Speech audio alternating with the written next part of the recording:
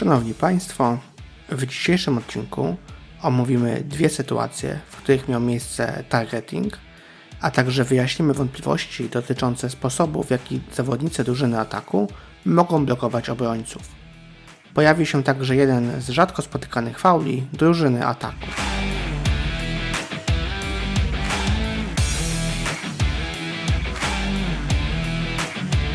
Sytuacja z meczu w Poznaniu, w której została rzucona flaga za targeting.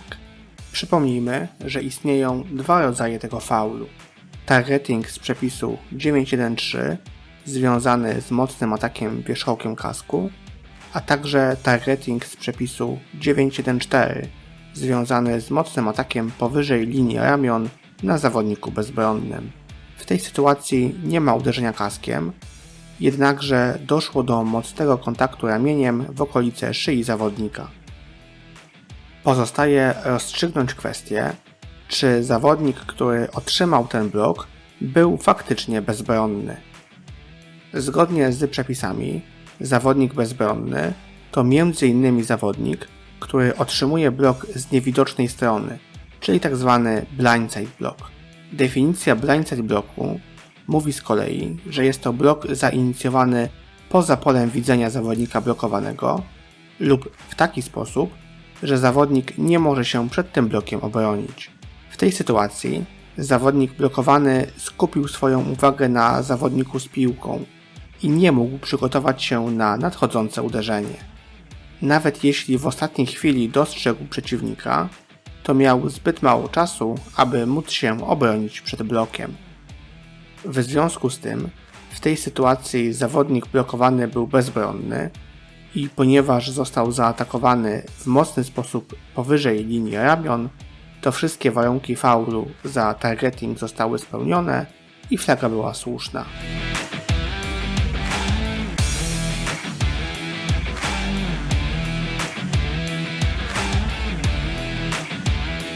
Kolejna sytuacja z targetingiem z przepisu 9.1.4.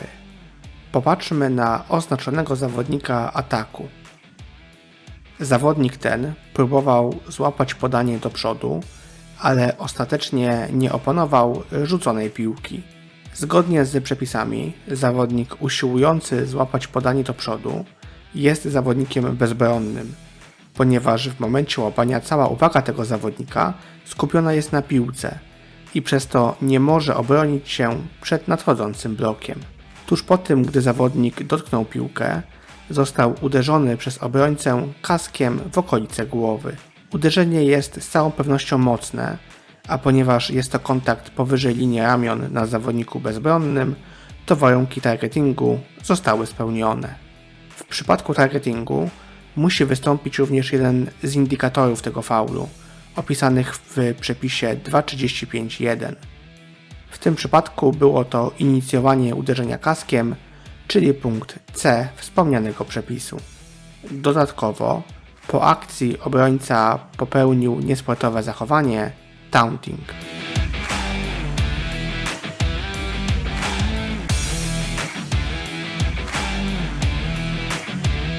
Otrzymaliśmy na Facebooku kilka pytań związanych z meczem w Wieliczce. Pytania te dotyczyły sposobu, w jaki zawodnicy ataku mogą blokować obrońców. W pierwszej sytuacji blok, który wzbudził wątpliwości, jest niestety częściowo zasłonięty, a zatem musimy trochę pogdybać. Nie widzimy dokładnie, w jaki sposób blok został zainicjowany, ale wydaje się, że jest to blok z boku. Jeśli blok ten został zainicjowany z boku i na wysokości pasa lub powyżej, to był to legalny blok. Co prawda blok zainicjowany z boku zwykle jest wykonany poza polem widzenia zawodnika blokowanego, ale w tej sytuacji siła tego kontaktu jest zbyt mała, abyśmy mogli mówić o nielegalnym blindside bloku. Kolejna sytuacja. Popatrzmy na oznaczonego zawodnika obrony. Jak widzimy, zawodnik ten został złapany przez jednego z zawodników linii ofensywnej i powalony na ziemię.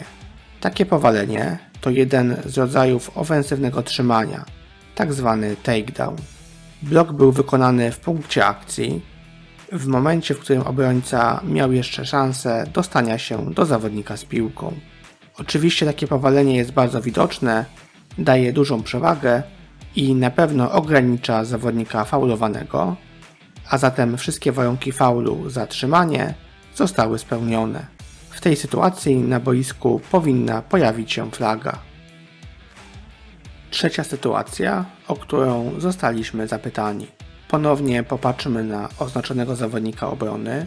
Zawodnik ten został po snapie w widoczny sposób złapany przez obrońcę i z całą pewnością możemy mówić o pewnym ograniczeniu tego zawodnika.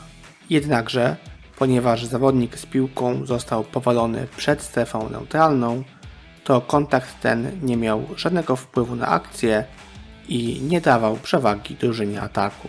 Nie możemy zatem mówić o faulu za trzymanie, ponieważ nie wszystkie warunki tego przewinienia zostały spełnione.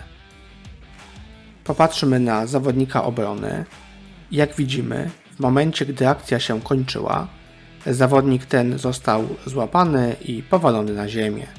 Blok ten nie miał wpływu na akcję, ponieważ zawodnik z piłką został powalony wcześniej, jednak powalenie jest widoczne i przede wszystkim bardzo niepotrzebne.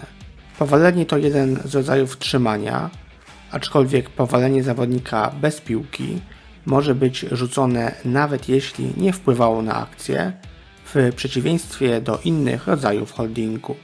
Sędziowie mogą jednak także wybrać tylko upomnienie zawodnika blokującego. Jest to decyzja wynikająca z wielu czynników, m.in. wcześniejszego zachowania takiego zawodnika. Oczywiście, gdyby sędziowie uznali, że zawodnik powalił obrońcę w niepotrzebnie silny sposób lub że kontakt był bardzo późny, to moglibyśmy mówić o przewinieniu osobistym za nadmierną ostrość w grze lub późne uderzenie. W tej sytuacji wydaje się, że było to tylko trzymanie i upomnienie mogło być dobrą decyzją. Niemniej jednak zawodnicy ataku muszą pamiętać, że powalanie obrońców bez piłki jest nielegalne i nie jest to poprawna technika blokowania.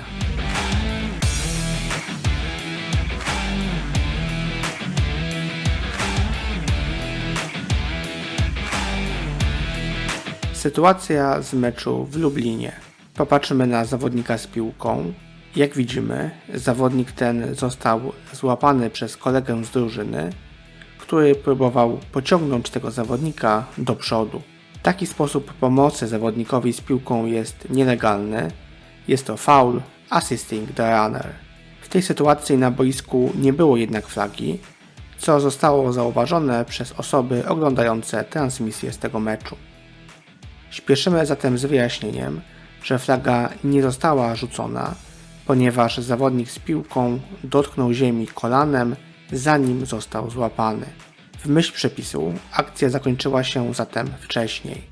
Jednakże, gdyby zawodnik był wciąż na nogach w momencie, gdy jego kolega z drużyny pociągnął go do przodu, to byłby to świetny przykład faulu za niedozwoloną pomoc zawodnikowi z piłką. W tym odcinku to już wszystko. Dziękujemy za uwagę i jak zawsze zachęcamy do kontaktu z nami w przypadku pytań. Mamy nadzieję, że w kolejnych odcinkach będziemy mogli wyjaśnić więcej sytuacji nadesłanych przez widzów. Wszystkim drużynom życzymy powodzenia w nadchodzący weekend i do usłyszenia.